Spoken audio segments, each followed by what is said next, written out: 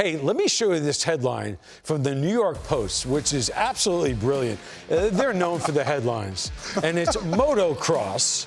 And they're talking, of course, about Yoshinobu Yamamoto, the free agent pitcher who is posted and has until January to pick a team in Major League Baseball, or he goes back to Japan. Mets and Yankees are said to be in on Yamamoto, a 25-year-old stud. So let me begin here with you. Better fit, Mets or Yankees? Only two of the teams that want this young man. Mets, hands down. I mean, I really believe that the Mets, precisely because of how difficult last year was, they need to address some holes. And after losing Verlander and Scherzer, you're thinking to yourself, what are they going to do? Yes, they have Senga.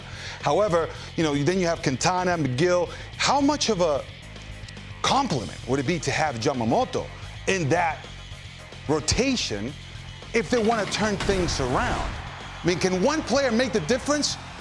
Well, not exactly, but this would be a great 1-2 punch to take into the upcoming season.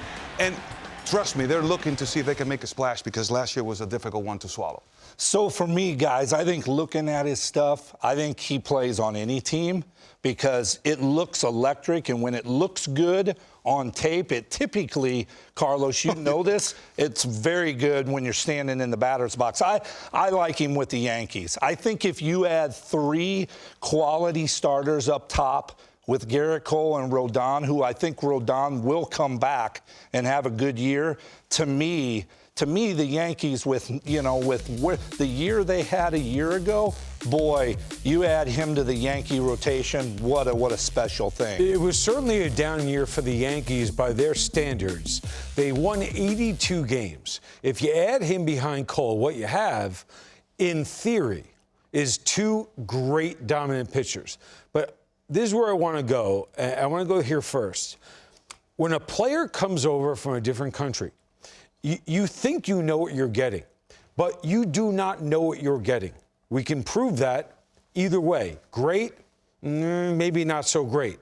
So are we getting ahead of ourselves? We're looking at the talent. It's there. We get it. The money, it'll be there. We get it. But what about the idea that it may not be as easy or as quickly as you hope? Well, I think there's always that risk. Right, I mean, there's risk. This time of year, when you sign a guy, there's always risk to me with every player. I think history, mechanics, I think the way when they come over, their work ethic, Carlos, like you look in the past when they've come here and they get with our major league style ball clubs, with the strength and conditioning, with the fan bases. I think, for me, I think it's a plus. And in looking at this guy's stuff, it's special. It really is. And that's how you mitigate risk, right? When you are looking at the stuff and the stuff plays. I mean, it's very electric.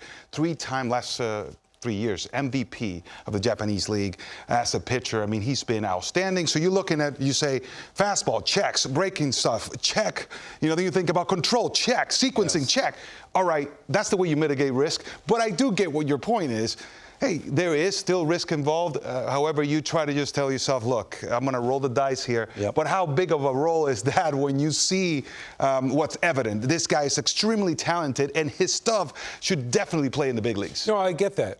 I hear about guys who go from a market like, I don't know, pick one, Kansas City, and they wind up in Boston. And it's a whole year, and they say, man, it's different here. Well, can you imagine coming from another country? You may not speak the language, and you're in New York. Don't tell me that is easy. That's not easy. It's not easy for a New Yorker to deal with New York.